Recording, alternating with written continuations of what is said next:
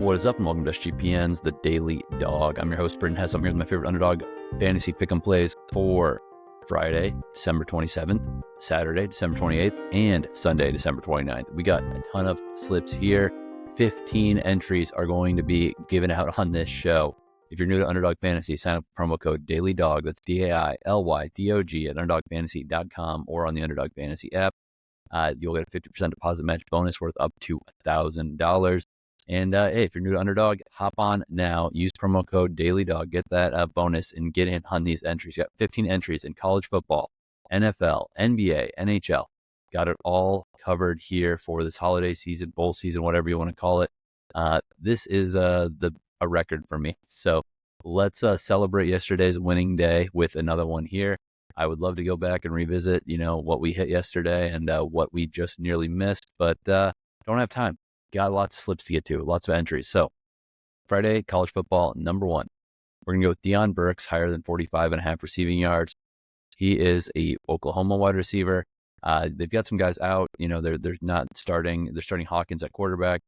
Jackson Arnold hit the transfer portal. Against Navy, I think there's going to be some big plays available just due to athleticism. I think that, Hawkins had an okay start or he's had some okay moments, I'll say, this season. Not necessarily consistent. He's a young player, but after some time to prepare, leading up to this bowl game, and the fact that it's against Navy, who tries really hard, they don't necessarily have the athletes, though. I think Burks is a guy that's going to be able to get open. He was a consistent receiving threat for this team when their passing game was actually working. So Deion Burks, higher than 45.5 receiving yards. We're going to pair that with Trebor Pena of Syracuse, higher than 63.5 receiving yards.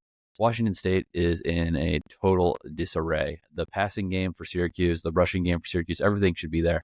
Syracuse should be able to name their score here. I hope Pena plays this whole game. That's the one thing I'm concerned about in this one. But he can do 63.5 and 1 yard. He's a big play, or one catch. He's a big play guy. So we're going to take Trebor Pena, higher than 63.5 receiving yards, with Deion Burks, higher than 45.5 receiving yards. 3x multiplier. Friday, college football, number two. We're going to go with Xavier Robinson, higher than 0.5 rushing plus receiving touchdowns. He is a running back for Oklahoma. As I said, the front four for Navy is small.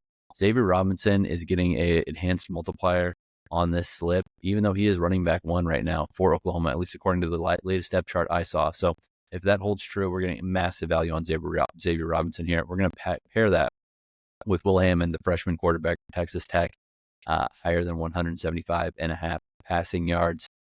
He is the freshman who's stepping in for the injured Baron Mortons, who's having surgery. Arkansas is a bad D. They're not that good. They've lost a lot of guys in the portal. I know that, everyone's going to be talking about Tosh Brooks running all over them, but Will Hammond can get 175 yards passing pretty easily in this matchup. He just needs to complete a couple balls, and he's going to get there really quick. I mean, look at yesterday. Ethan Kaliakmanis had 170 yards in the first half passing. His total in that game was like 195 by the time the ball was kicked off. But Will Hammond, higher than 175.5 passing yards seems a little bit too low, given how I expect this game to go. I think Texas Tech is going to be in a great spot to win this one. I think they're going to have success through the air. Friday, college football, number three. We're going with Marcel Reed, higher than 0.5 rushing plus receiving touchdowns. This is the quarterback for Texas A&M. He started some games. He shared some time with Connor Wegman this year, but now he's had some time to prepare as the starter. USC decimated in the transfer portal. Not necessarily known for their defense. It did get a little bit better this year, but it's not like, the defense for USC is going to be stout. And as I said, they've lost a lot of guys in the portal, both offensively and defensively. Marcel Reed is much more comfortable as a runner than a thrower. I think he's got a great shot to get one in here. And we're going to play that with Diego Pavia, higher than 0.5 rushing plus receiving touchdowns. Diego Pavia has been doing the Lord's work for JUCO players who transfer to D1 schools. Now D1, or now your JUCO years don't count towards your D1 eligibility. What a guy. We're taking him higher than 0.5 rushing plus receiving touchdowns. He got several touchdowns this year. Again, in bowl game, I think he's going to want to score. I think he's going to want to send a message. I really like their chances with Georgia Tech here, who's lost some key defensive guys through the portal. That's 3.72x multiplier. All right, National Basketball Association for Friday. First entry, CJ McCollum, higher than 28.5 points. I don't know what else I need to say about this Pelicans team outside of the fact they don't really have anyone else right now. It's got to be, it's DeJounte Murray and CJ McCollum, but CJ McCollum can really take over this game. The Grizzlies put up 155 points yesterday. I think they might be a little, a high water mark. I think that they're not necessarily going to be jacked up to get in here and play some defense after that offensive performance they had. They can probably run the Pelicans out of the gym, but CJ McCollum can score 21 points very, very easily. Pairing that with Bradley Beal higher than 20.5 points, I think that this is just a missed line. We got Devin Booker out.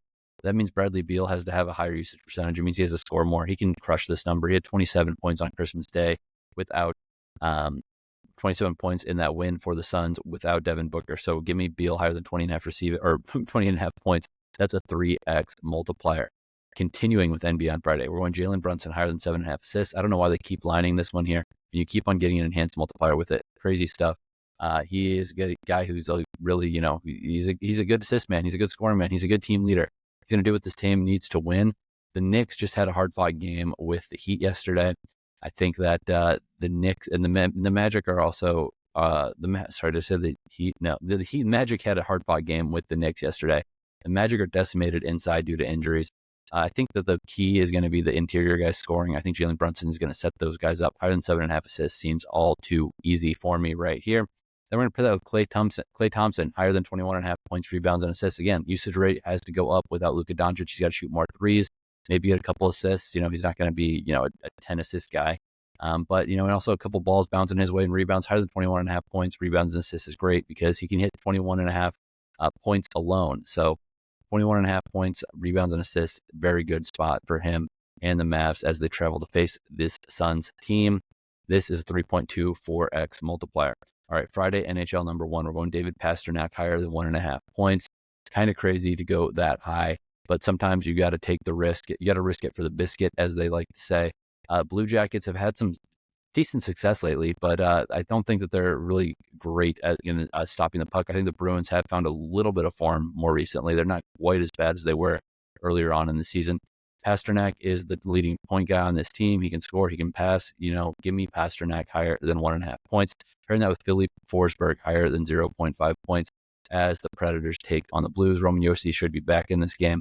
Another guy for Forsberg to share with, or share the wealth with, pass to, receive passes from, and get a point. That is a 3.64x multiplier. We're going with another NHL slip here for NHL slip for Friday number 2. Tage Thompson higher than 0.5 goals. Blackhawks in town. Tage Thompson, 17 goals on the year, the leading goal scorer for this team.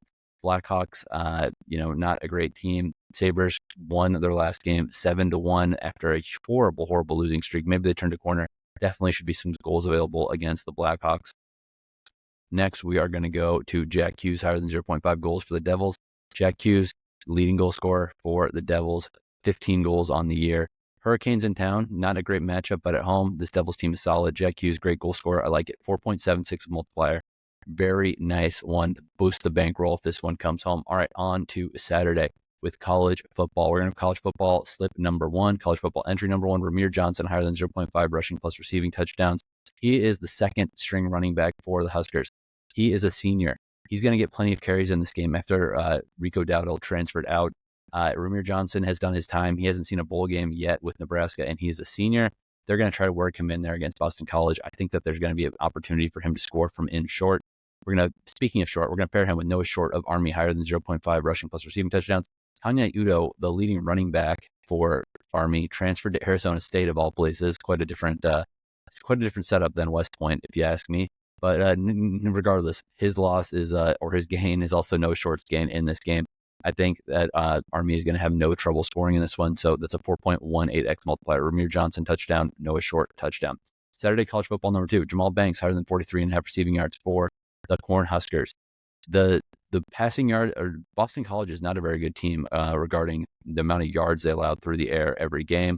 I think Jamal Banks had some time, to prepare for this game with Dylan Raiola. Raiola's a freshman, but at this point, is he really a freshman? I think he's going to easily crush 43.5 receiving yards here for Jamal Banks. Pairing that with Michael Welch, higher than 0.5 rushing plus receiving touchdowns for Colorado. He is the short yardage guy for this team.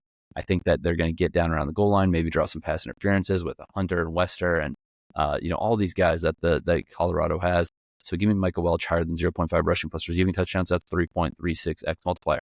College football slip number 3 for Saturday. We are going to go with Chase Roberts, BYU wide receiver, higher than 0.5 rushing plus receiving touchdowns. I expect a high-scoring game. I think Michael Roberts is going to be part of that plan for BYU against Colorado. Pairing that with Jacoby Criswell of UNC higher than 0.5 rushing, higher than 225.5 passing yards. That was North Carolina quarterback Jacoby Criswell, higher than 22.5 passing yards. That with Chase Roberts touchdowns, 4.41x multiplier. All right, Saturday NFL number 1, Justin Herbert, higher than 1.5 passing touchdowns. I think that they can be had against this. The passing touchdowns can be had versus this Patriots defense. It's in Foxborough. It's going to be 40s, not very windy. Good element or good setup for Herbert to pass through the air. Potentially, J.K. Dobbins will be playing in this game, but I don't know how much they'll use him, considering they probably want to use him in the playoffs if they make it, which they should. We're going to pair that with Cortland Sutton, higher than 0.5 rushing plus received touchdowns. Wide receiver 1 for the Broncos against the Bengals defense. Enough said right there. 3.78x multiplier. Saturday NFL number 2.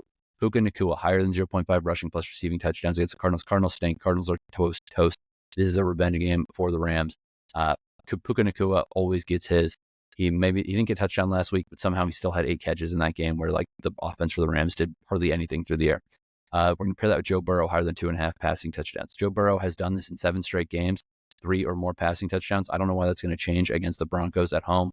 Broncos actually do, they're okay. They're pretty good defense, but again, it's Joe Burrow. He is the equalizer. He can beat any defense out there. I mean, he had 3 passing touchdowns versus Steelers defense, which I would say is probably better than the Broncos.